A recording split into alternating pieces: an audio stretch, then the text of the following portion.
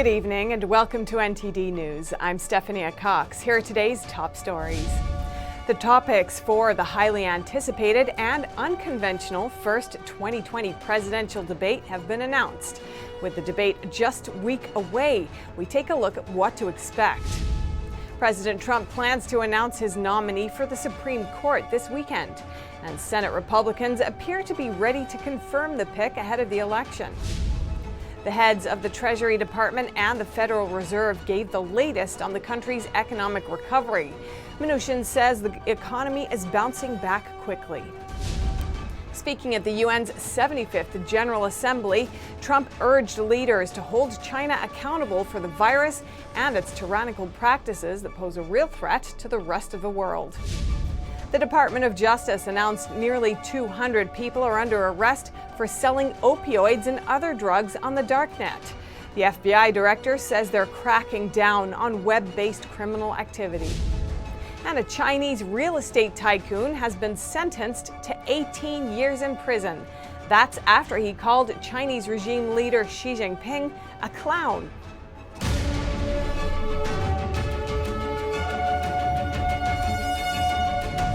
The topics for the first 2020 presidential debate between President Trump and Democratic candidate Joe Biden have been selected by Chris Wallace. Wallace is the debate moderator and Fox News anchor. The topics include some of the most contentious issues between the candidates. The Nonpartisan Commission on Presidential Debates has announced that in just 1 week's time, Trump and Biden will be debating the topics of the Supreme Court, COVID-19, the economy, both their records, race and violence in our cities, and the integrity of the election. The long-anticipated presidential debate will take place at 9 p.m. Eastern on the 29th of September. It will be held at Case Western Reserve University and the Cleveland Clinic in Ohio. 15 minutes will be dedicated to each topic, with the debate lasting 90 minutes total. And the Senate now apparently has the votes needed to move forward with Trump's nominee for the Supreme Court. Senator Romney has come forward in support of a floor vote to the replacement. Romney was the only Republican to cross party lines, voting to remove Trump from office during the impeachment trial. This raised some questions about where Romney would stand on Trump's Supreme Court nominee. The president has affirmed he will announce his pick for the Supreme Court this Saturday. Senate Majority Leader Mitch McConnell said the Senate's job right now is to process a qualified nominee in the committee, and he says to have a confirmation vote on the Senate floor, despite the possibility of a contested election or other reactions to filling the seat. Yeah, all kinds of things could happen. For example, my colleague Senator Barrasso, and I think Senator Blunt as well, mentioned that there have been all kinds of threats out there way predating this Supreme Court vacancy. They're going to get rid of the filibuster. They're going to make D.C. a state, Puerto Rico a state, pack the Supreme Court. All these threats have been out there for months. Senate Republicans are in position to move forward on confirming Trump's nominee, as Senator Mitt Romney from Utah is now on board. The decision to proceed now with the President Trump's nominee is also consistent with history. I came down on the side of the Constitution and precedent as I've studied it. It's also appropriate for a nation which is, if you will, center-right, to have a court which reflects center-right points of view, which again are not changing the law from what it states, but instead following the law and following the Constitution.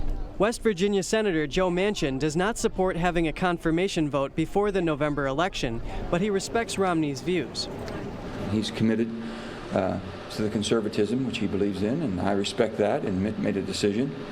He's an individual who thinks for himself, and he basically votes his conscience, and he's doing what he thinks is right. Senate Judiciary Chairman Lindsey Graham, a Republican, said they have the votes needed to confirm the late Justice Ginsburg's replacement. Only 2 Republican senators, one from Maine and another from Alaska, opposed the vote. This leaves the vote at 51 to 49 in favor of the confirmation, with Vice President Pence available for a tiebreaker if need be. Judge Amy Coney Barrett, a 48-year-old graduate of Notre Dame Law School who currently sits on the U.S. Court of Appeals for the 7th Circuit in Chicago, is apparently Trump's favored choice to fill the seat. Kevin Hogan, NTD News. Democratic presidential nominee Joe Biden refused to say whether he supports adding seats to the Supreme Court or not. He said he won't answer the question while debating President Trump.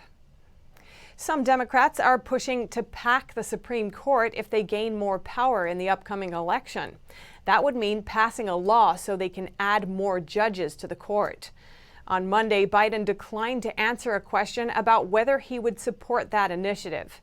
He said answering it would shift the focus during debates with the president. Biden claims that Trump choosing a nominee now so close to the election would go against the Constitution, but he didn't explain his line of reasoning. And the Treasury Secretary and the Chair of Federal Reserve testified at the House on how the U.S. economy is getting back on its feet. The issues of high unemployment and bipartisan disagreement still linger, but the two who testified spoke optimistically about a full and quick economic recovery. At a House committee hearing, Treasury Secretary Steven Mnuchin and Chair of the Federal Reserve Jerome Powell gave details on how the U.S. economy is recovering from the pandemic. Mnuchin said America is in the middle of the fastest economic recovery in the country's history.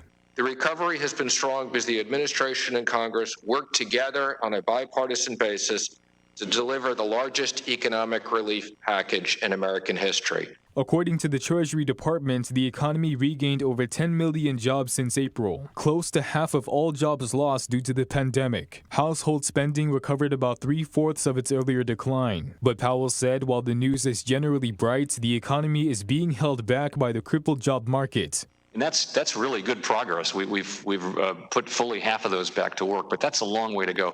That's more people than lost their jobs during the global financial crisis, as I'm sure you know. So there's a lot of work to do there, and our policies will support that, but it will go faster for those people if it's all of government working together. Talks for another virus relief package have been stalled due to disagreements between Democrats and Republicans. Mnuchin said the Trump administration is ready to make a deal with Congress. We continue to work with Congress on a bipartisan basis to pass a Phase 4 relief program. I believe a targeted package is still needed, and the administration is ready to reach a bipartisan agreement. Mnuchin said the next relief package should focus on areas of the economy that are still hard hit, including the travel and restaurant industry. Thousands of flags blanket the National Mall to mark the steep loss of life to the coronavirus, today surpassing 200,000 souls. There is one flag for every 10 deaths to mark the somber milestone. The COVID Memorial Project installed 20,000 American flags at the foot of the Washington Monument. The flags honor CCP virus victims as the nation nears 200,000 deaths.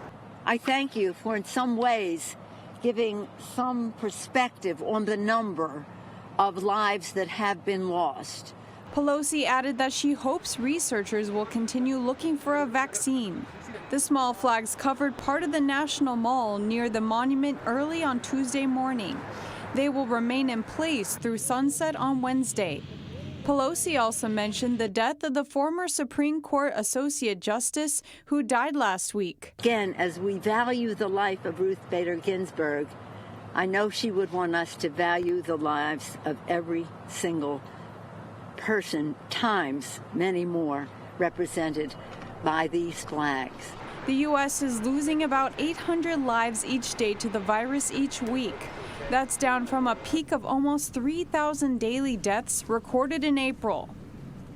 President Trump started his speech to the 75th Annual General Assembly of the UN by criticizing the Chinese Communist Party's mishandling of the virus and praising the U.S. response. We will distribute a vaccine. We will defeat the virus. We will end the pandemic.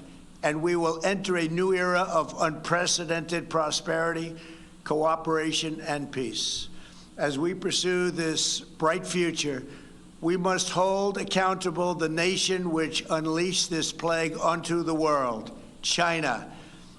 If the United Nations is to be an effective organization, it must focus on the real problems of the world. This includes terrorism, the oppression of women, forced labor, drug trafficking, human and sex trafficking, religious persecution, and the ethnic cleansing of religious minorities. He also turned to the issue of environmentalism, calling out China for releasing more toxic mercury than any other country. Trump said those who claim to be concerned with protecting the environment but overlook this problem don't have pure intentions. The president also touted the 2 peace deals signed in the Middle East. He said more countries will come on board too. He told other world leaders that these things were achieved by putting his own citizens first and rejecting the failed approaches of those who came before him. And nearly 200 alleged drug traffickers are now under arrest around the world. 120 of them are arrested in the U.S., the Department of Justice just announced. The Deputy Attorney General says Darknet marketplaces have grown at an alarming rate, but this joint international sting sends a strong message to criminals. Along with the mass arrests, authorities seized $6.5 million in cash and over 1,000 pounds of drugs. 600 pounds of the 1,000 were in the U.S. The operation, called Operation Disruptor, is an international attempt to crack down on opioid trafficking on the net conducted across the U.S. and Europe. These darknet marketplaces have grown in popularity at an alarming rate and allow drug traffickers to openly advertise and take orders from anywhere in the world. The darknet invites criminals into our homes and provides unlimited access to illegal commerce. Authorities found a new software in the darknet where most of the illegal sales have happened. The FBI director says they're working to infiltrate their networks. The law enforcement personnel assigned to J-Code specialize in threats where traditional criminal activity intersects with sophisticated technological platforms. Every day, they're working to show these criminals that they can no longer count on hiding on the darknet, because we're going to infiltrate their networks, shut down their online illicit marketplaces, and bring them to justice, no matter what it takes. This isn't the first time Operation Disruptor has taken down organized drug traffickers. Before this, they arrested members of an organization linked to 18,000 illicit sales to customers in at least 35 states and in numerous countries around the world. Authorities have labeled trafficking of opioids a national crisis.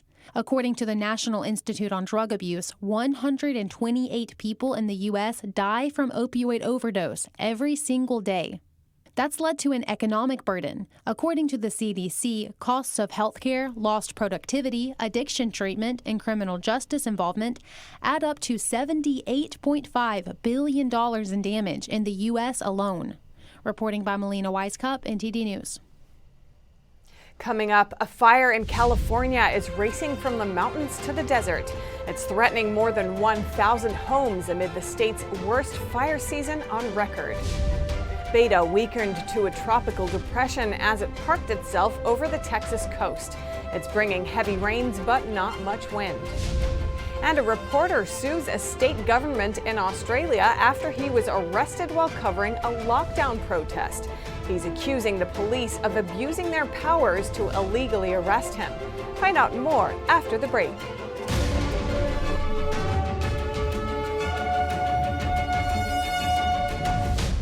Wildfires continue to scorch LA in what has become the state's worst ever fire season. So far, it's less than 20% contained, but changed conditions offer signs of hope.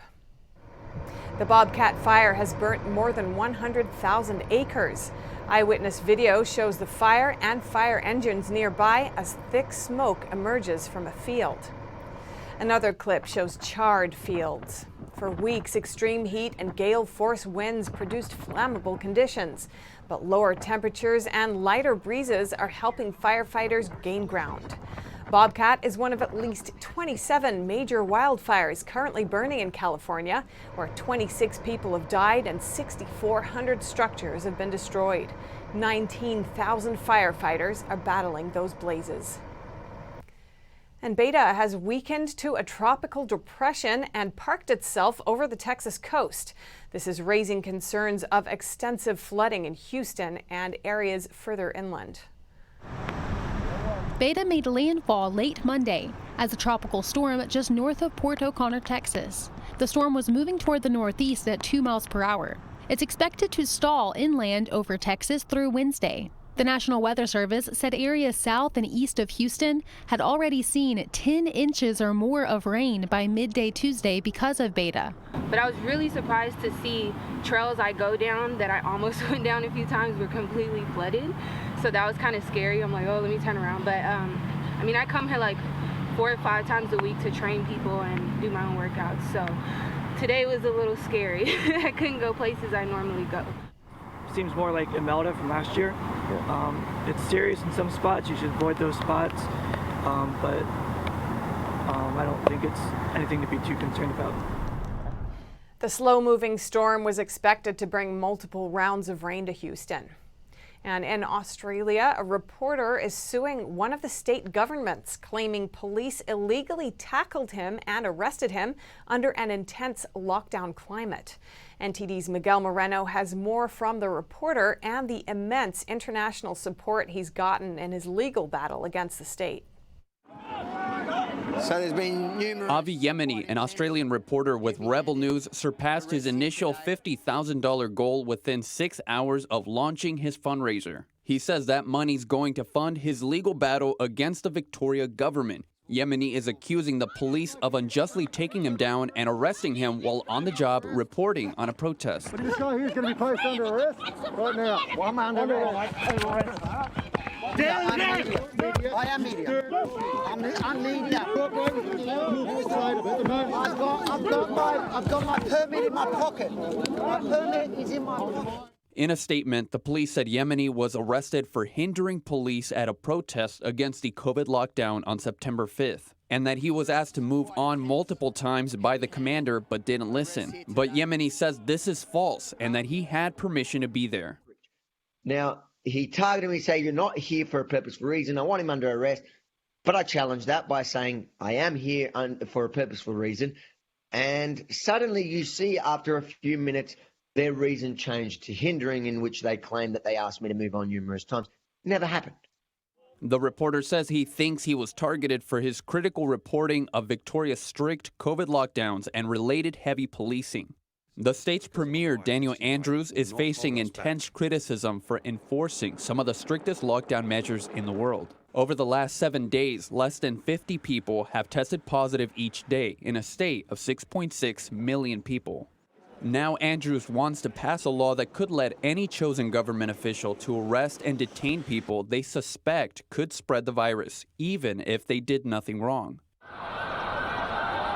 Yemeni says the policing in Victoria reminds him of what he experienced during the pro-democracy Hong Kong protests. And what's interesting is I've done the same sort of reporting in Hong Kong. And that's why I keep going back to it, because it was very reminiscent seeing the riot police dressed in the exact same fashion as the Hong Kong police, again, to fight their own citizens and not criminals. To me, it was just bringing those images back. But even in Hong Kong, at no point was I tackled in that way. We asked the office of Premier Andrews how they would respond to the lawsuit, but they didn't get back to us. Yemeni's fundraiser at standwithavi.com has raised over $93,000, and he says whatever money is left over will be used for similar lawsuits fighting alleged unjust pandemic laws. Miguel Moreno, NTD News. Coming up, a new report states the Chinese regime and World Health Organization could have prevented the global pandemic. And an 18-year prison sentence awaits a Chinese real estate tycoon after he called Communist Party leader Xi Jinping a clown. It's an unusually harsh sentence, given he's the son of a former high-ranking official. That and more when we return.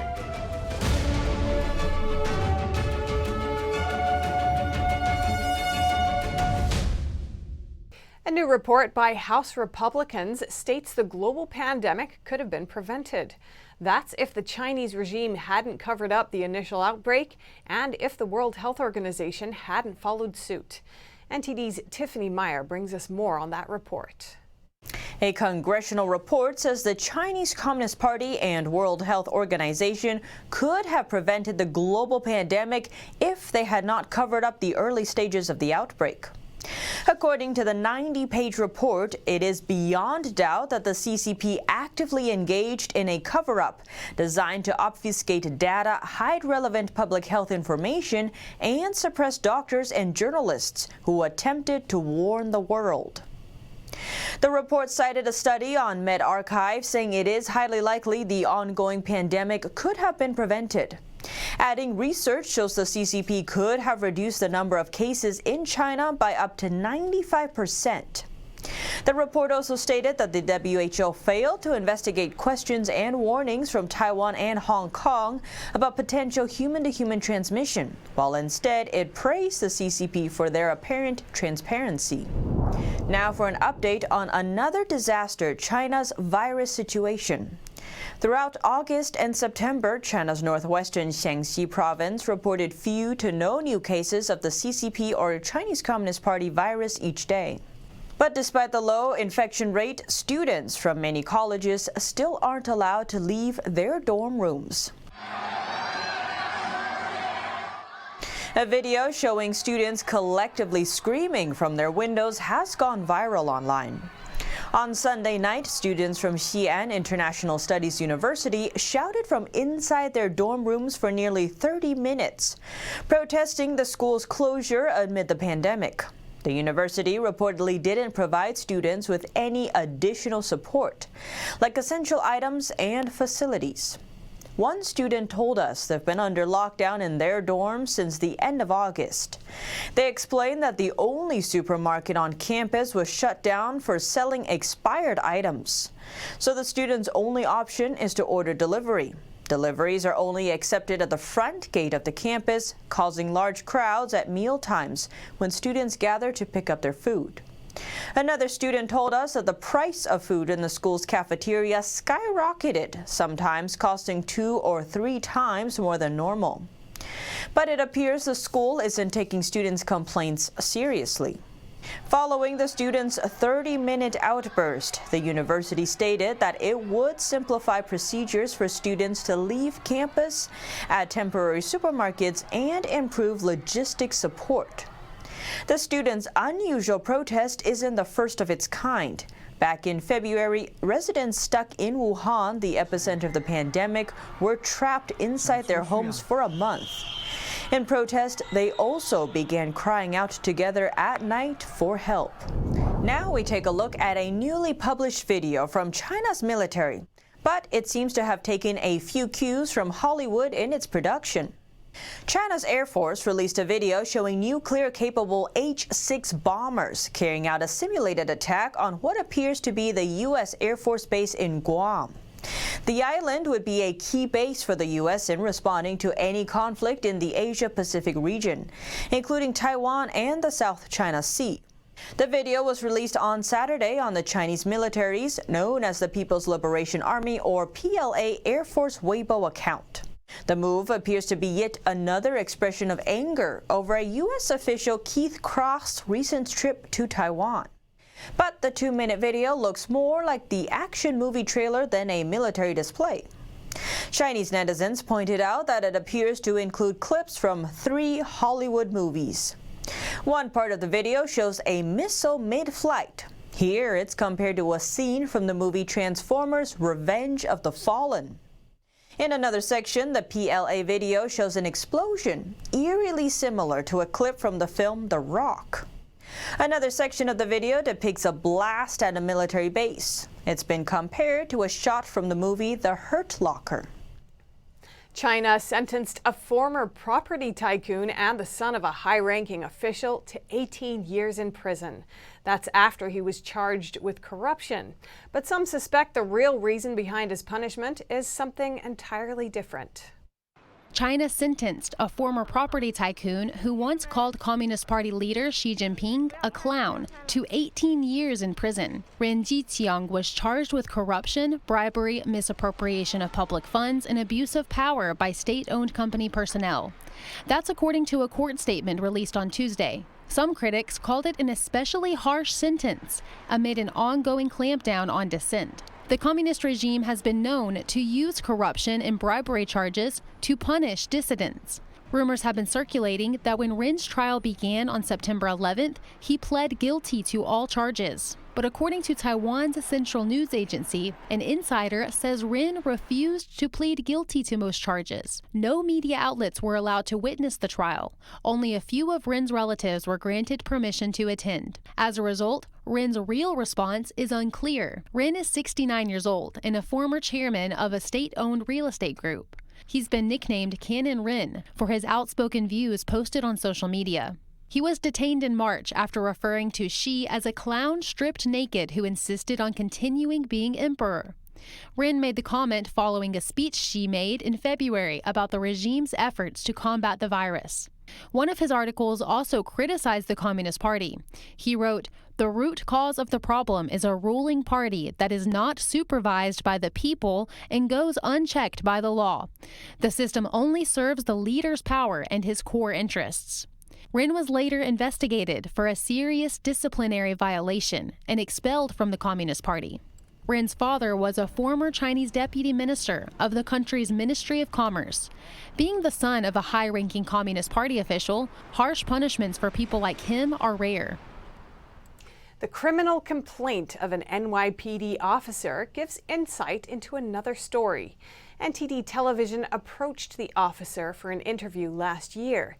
He said he needed permission from his boss, but the permission he sought was not from the NYPD. NTD's Juliet Song reports.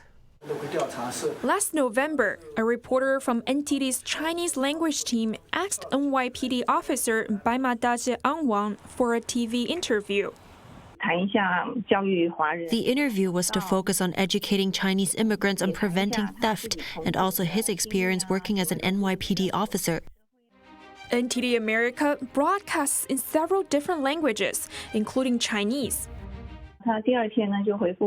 He replied to me the next day, saying that he had to get permission from his boss first and would get back to me after that. Our reporter Lin says she had no idea that the boss Angwang referred to wasn't the one at the NYPD.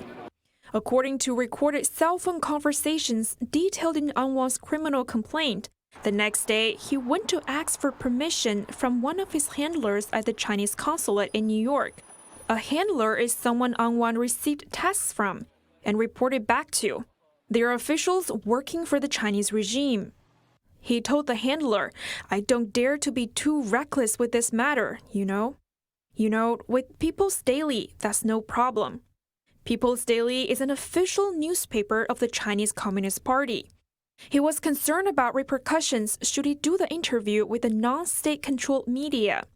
In the end, Angwang's handler forbade him, saying, "Absolutely don't go on it."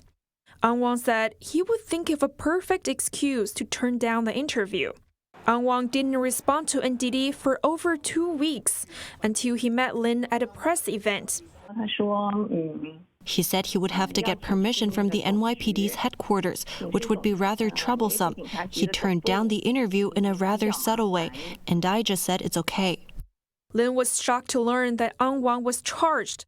He's the community affairs officer in Queens, a New York City borough, and Lin said he's very active in the local community. The complaint says Angwang has close ties with the Chinese regime, and that both of his parents are Communist Party members. His father, a retired member of Chinese military, and his mother, a retired government official, while his brother is currently working in the Chinese military. Juliet Song, NTD News. Up next, Americans' total net worth hit a record high in the second quarter. It's thanks to government aid and the stock market rally. And U.S. home sales surged to their highest level in nearly 14 years. The housing market continues to outperform the overall economy.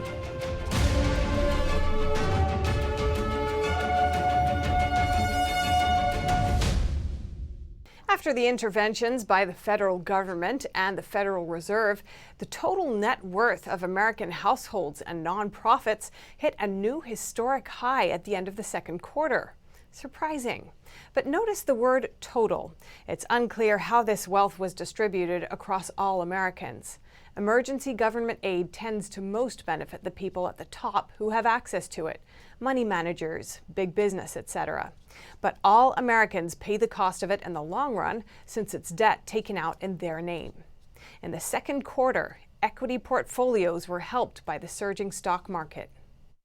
A new Federal Reserve report shows that household net worth hit an all-time record high of nearly $119 trillion at the end of the second quarter. Household net worth is the value of homes, stock investments, and other assets minus what is owed on mortgages and other loans. The sharp $7.6 trillion jump from the prior quarter is also the biggest quarterly increase in household net worth in history.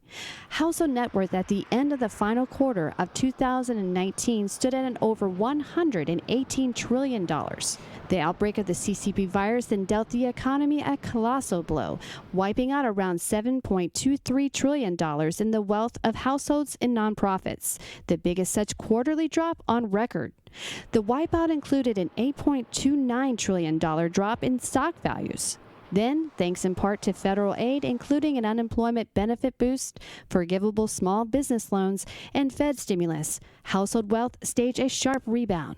In the second quarter, stocks and mutual funds saw a $5.7 trillion increase in value. Debt securities rose by $67 billion, while real estate gained $458 billion. Wealth was also boosted by a $700 billion increase in savings among households. But it seems home buyers aren't worried about the economy slowing down. Sales of existing homes rose the highest level in nearly 14 years in August. The housing market way ahead of the overall economy. Existing home sales increased 2.4% in August to 6 million units. That's 10.5% more compared to a year ago and comparable to the pre-pandemic levels of early 2020. It's the third straight monthly gain after big consecutive declines in March, April, and May. Although the pace of sales has slowed significantly after back-to-back months of more than 20% gains. And the European Union launched the first EU-Taiwan investment forum in Taipei on Tuesday. It signals Europe's warming economic relationship with the democratic island and growing skepticism with China. Now it is up to us to take it forward. The historic forum is organized by the European bloc's de facto embassy in Taiwan and involves 15 European countries, including Germany, France, the Netherlands, Italy, and Spain. Taiwan President Tsai Ing-wen says a bilateral investment agreement, or BIA, will help build stronger economic ties, and Taiwan is ready to partner with the bloc in IT, biotech, and health sectors. The island is famous for its technology and semiconductor industries. A BIA is the key to this success and will help us all thrive in the digital age. The head of the European Economic and Trade Office says the pandemic has exposed the vulnerabilities of global supply chains, and Taiwan could be a great partner as the EU adapts to these challenges because it shares the same values of an open, transparent, and fair international trading system. The European Union and Taiwan have unique possibilities to work together and embrace the new opportunities in this changing world. Old answers and business models will not any longer work in the future. We better change before we have to. The European Union's more friendly posture toward Taiwan follows signals of a closer U.S.-Taiwan relationship. Two high-level U.S. officials have visited the island in the past few weeks. Meanwhile, the EU has taken a stronger stance against China. In a recent summit, it called on China to open up markets and respect human rights. The EU was the fourth largest trade partner with Taiwan in 2019, and its trade with the island was about $24 billion in the first half of this year. Up next, the UK is imposing more restrictions to fight a resurgence of COVID-19 in England. These new measures could last 6 months, leaving a normal Christmas in doubt. And just one day after their Tour de France ended, one team is under preliminary investigation with 2 in custody. Drugs and a method that can be qualified as doping were found during a search. More on these after the break.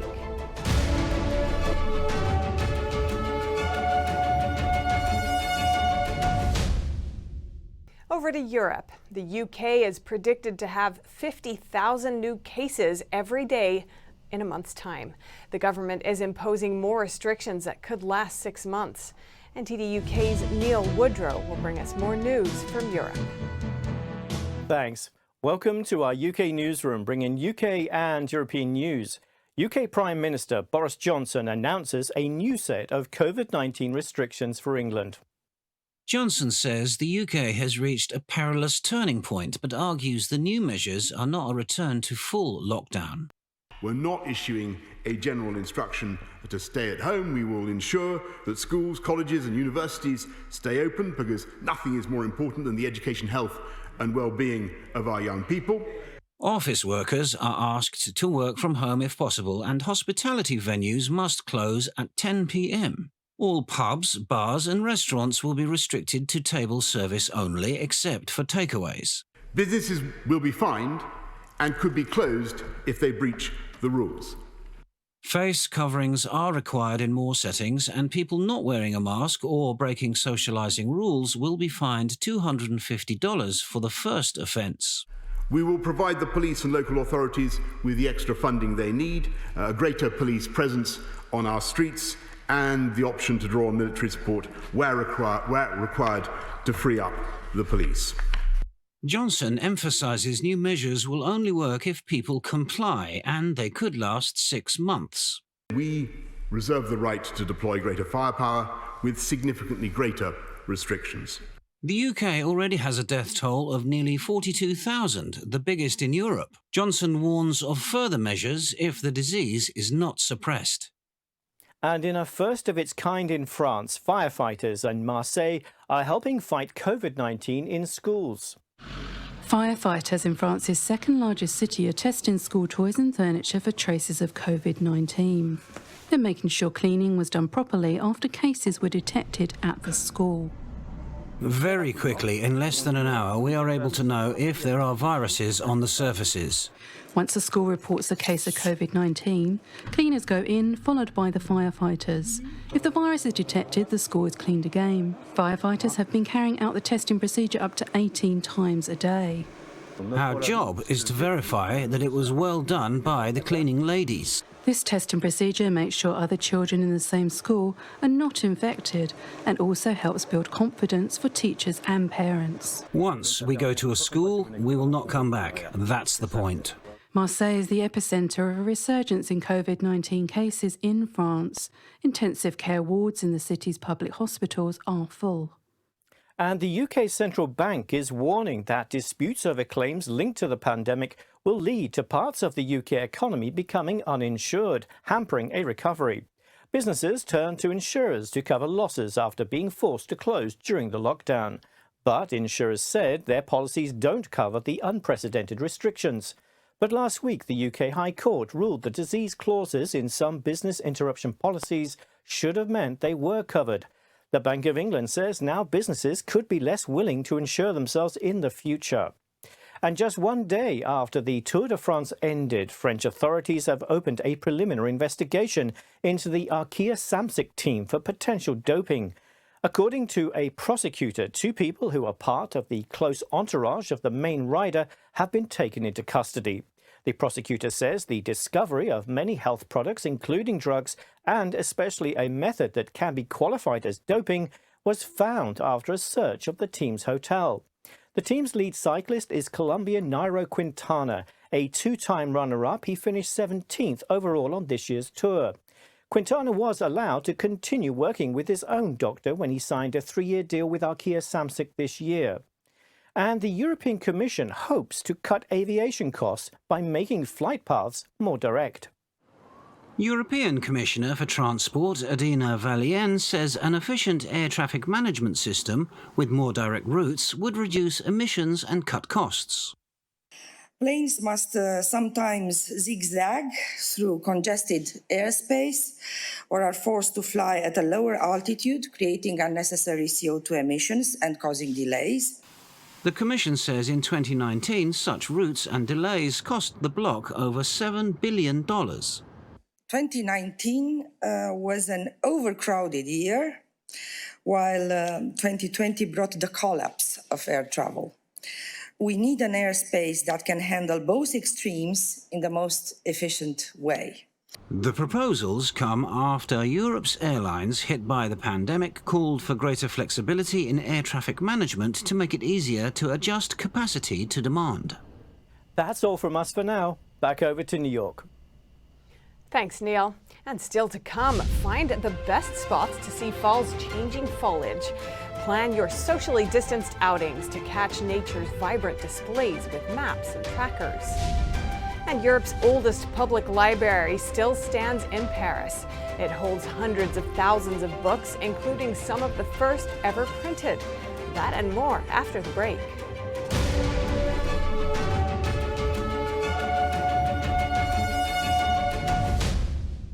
Today is the first day of fall, which brings to mind one pandemic-safe activity you can enjoy from your car: leaf peeping. Several new travel websites can help you track when the fall leaves reach their peak color at different times throughout the country. For the Southeast, the National Park Service's site for the Great Smoky Mountains tracks color change based on the elevation. The Smoky Mountains season can last several weeks, with upper elevations reaching their peak in late September. But lower elevations typically don't reach their full vibrant color displays until mid-October. NewEngland.com and Yankee Magazine brag that the best fall colors in the USA are found in the Northeast. They also give predictions on where to go and when to be there. It's a great time of year for a scenic driving tour and something you can really enjoy safely from inside your car. And each year in France, monuments and museums are given special attention and are celebrated over 2 days. The French call them Heritage Days, and museums and historic sites are open to the public. Our France correspondent David Vives visited Europe's oldest public library in Paris, where he discovered treasures from centuries past. One book at a time, wisdom and knowledge have accumulated here. With 600,000 books, including 200,000 historical ones, the Nazarene Library of Paris looks more like a sanctuary than a library. Our collections are exceptional. We are in a museum, 5,000 manuscripts and 2,500 books printed in 15th century. The place was created by Cardinal Mazarin, chief minister to King Louis XIV. This is the first public library in Europe, and since the 15th century, it's carried on its mission to make knowledge accessible to everyone. It's a fountain of knowledge for historians, students, researchers, authors, and even movie directors wishing to tell stories from the past. We are here in the section where are all books over the art of war, the using of weapons, the siege warfare, uniform designs. All books are freely accessible, except for these. This is our sanctuary. Here are the most precious books of our heritage, prestigious, rare and fragile. We have here, for example, the first book ever printed, the Gutenberg Bible. Here lies one of the oldest books on mathematics in existence, the translation of ancient Greek philosopher Euclid's Elements in Latin. The principles of this book are still taught in schools today. Sordet says the book is almost 1,000 years old. We have 2 columns of Latin text, which is the translation, and algebraic schemes affixed to the margin of the text. Some books are treasures unto themselves, such as this 14th century manuscript called a Missal, with illuminations made with precious materials, including gold. This was a book for priests, used to celebrate holy events, following a calendar. The decor is made of a tangle of plants with fantastic animals. You can tell it's just before the Renaissance, as the paintings use geometric perspectives, light attenuation to create the spaces, etc. During the Middle Ages, monks could spend a whole day just writing 1 page of missals. Another treasure is a celestial globe, bearing constellations from throughout the heavens. Imagine you're standing in the center of the globe, in the interior, watching the sky all around. This was a present made for King Louis XIV when he was born, a royal gift now residing in an exceptional place. Reporting by David Vives, NTD News. And that's all for today's news. Thanks for tuning in. I'm Stephanie Cox.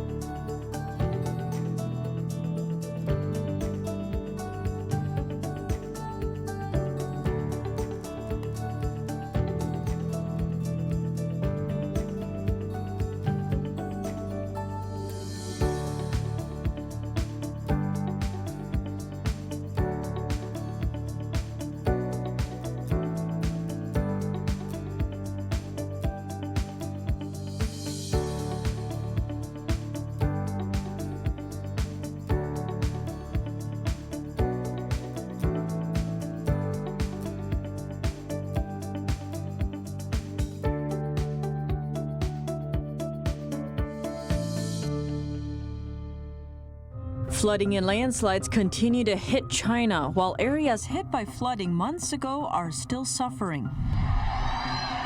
College students screaming for half an hour during the night after being locked down on campus for a month due to the epidemic.